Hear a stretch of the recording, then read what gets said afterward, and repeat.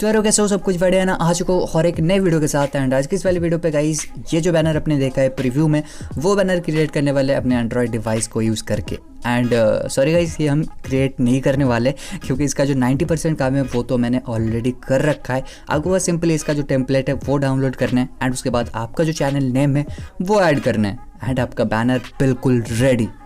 तो इसके लिए भाई एक लाइक तो बनता है क्योंकि इसे बनाने में मुझे 30 to 40 मिनट्स लग गए थे।